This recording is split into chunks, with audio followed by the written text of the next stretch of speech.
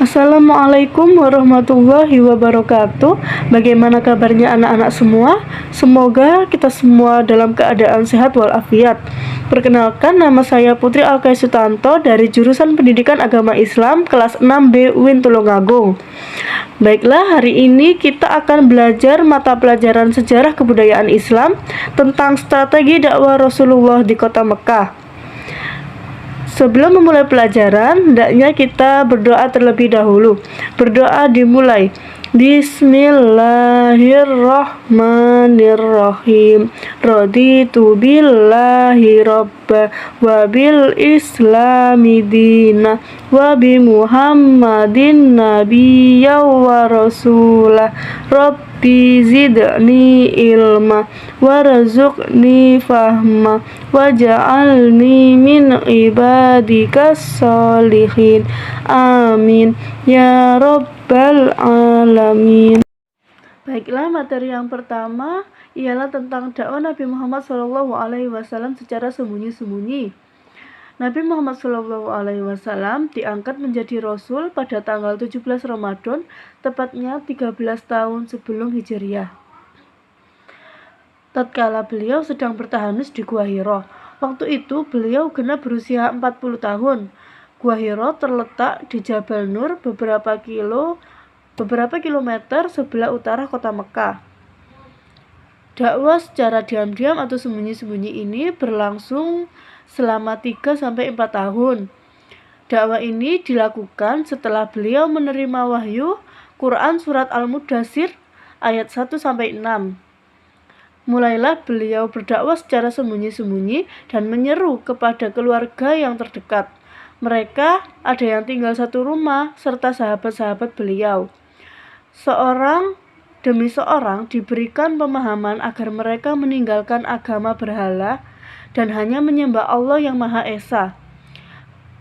Berikut nama-nama yang mula-mula beriman kepada Rasulullah SAW. Yang pertama ada Siti Khadijah, istri Rasulullah SAW. Yang kedua ada Ali bin Abi Thalib. Ia adalah putra paman Rasulullah SAW. Yang ketiga ada Zaid bin Harisah. Ia adalah budak Rasulullah SAW yang kemudian menjadi anak angkat beliau. Yang keempat ada Abu Bakar As-Siddiq. Beliau adalah sahabat Rasulullah SAW. Melalui Abu Bakar, banyak orang-orang yang memeluk agama Islam, antara lain Utsman bin Affan, Zubair bin Awam, Sa'ad bin Abi Waqqas, Abdurrahman bin Auf, Thalhah bin Ubaidillah, dan lain sebagainya. Mereka diberi gelar As-Sabiqunal Awwalun, yaitu orang-orang yang terdahulu atau yang pertama-tama masuk Islam. Mereka mendapatkan pelajaran tentang Islam dari Rasulullah SAW secara langsung di tempat yang tersembunyi, yaitu di rumah Arqam bin Abil Arqam di kota Mekah. Yang selanjutnya ialah dakwah Nabi Muhammad SAW secara terang-terangan. Dakwah ini dilakukan setelah beliau menerima perintah Allah Subhanahu wa Ta'ala dalam Quran surat Al-Hijr, yang artinya, maka sampaikanlah olehmu secara terang-terangan segala apa yang diperintahkan kepadamu dan berpalinglah dari orang-orang yang musyrik. Pada periode ini, tokoh besar bangsa Quraisy telah masuk Islam, yaitu Hamzah, paman beliau, dan Umar bin Khattab radhiyallahu anhu.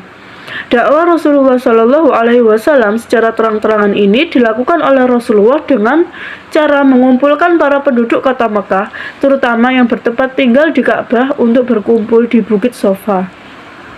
Yang selanjutnya ialah reaksi kaum Quraisy terhadap dakwah Rasulullah SAW. Reaksi kaum Quraisy terhadap gerakan Islam yang dibawa oleh Rasulullah SAW begitu cepat berkembang, dan hal tersebut sangat mengkhawatirkan para pemimpin dan pembesar Quraisy. Mereka takut bahwa kedudukan mereka yang semula begitu dihormati dan berkuasa akan menjadi tersaingi dengan kekuatan Islam. Menurut pendapat mereka, tunduk kepada Rasulullah berarti sama dengan tunduk dan menyerahkan kepemimpinan atau kekuasaan kepada keluarga Muhammad, yaitu Bani Abdul Muthalib. Di antara reaksi kaum Quraisy terhadap dakwah Rasulullah SAW.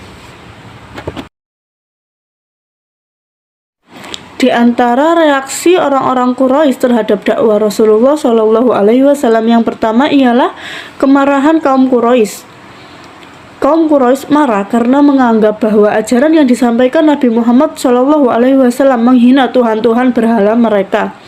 Yang kedua, intimidasi terhadap umat Islam. Kaum Quraisy memaksa budak-budak mereka yang telah masuk Islam untuk kembali kepada agama berhala.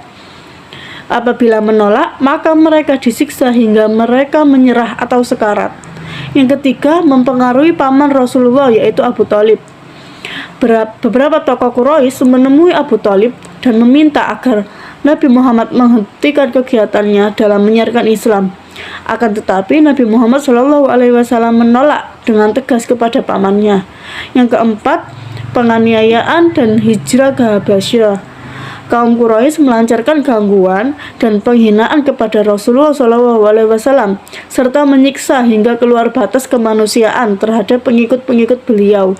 Akhirnya Nabi Muhammad SAW menganjurkan agar mereka hijrah ke Habasyah yang masyarakatnya banyak menganut agama Kristen. Raja Habasyah pada saat itu bernama Najasyi dan dikenal sangat adil. Yang selanjutnya ialah hikmah strategi dakwah Rasulullah SAW di Mekah. Menyadari bahwa melalui sifat sabar, ulet, lemah lembut, dan tidak merusak dalam menjalankan amar ma'ruf nahi mungkar, pasti akan mendapatkan pertolongan Allah Subhanahu wa Ta'ala. Dapat mengambil contoh cara-cara berdakwah yang dilakukan Nabi Muhammad SAW, yaitu sangat bijaksana, pandai menggunakan kesempatan yang berharga, dapat menarik perhatian orang tanpa menimbulkan kebosanan, dan dapat meneladani Nabi Shallallahu Alaihi Wasallam sebagai uswatun hasanah. Artinya sikap dan amal perbuatan beliau sehari-hari adalah teladan yang baik, terutama terhadap ajaran Islam yang didakwahkannya. Sekian pembelajaran kita hari ini. Apabila ada salahnya mohon dimaafkan. Semoga bermanfaat. Terima kasih. Wassalamualaikum warahmatullahi wabarakatuh.